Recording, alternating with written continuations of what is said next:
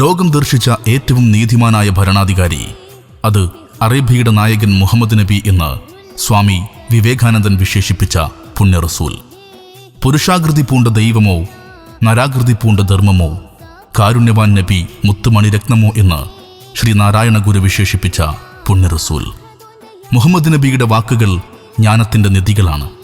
അത് മുസ്ലിങ്ങൾക്ക് മാത്രമല്ല, മാനവരാശിക്ക് മുഴുവനും എന്ന് മഹാത്മാഗാന്ധി വിശേഷിപ്പിച്ച പുണ്യ റസൂൽ.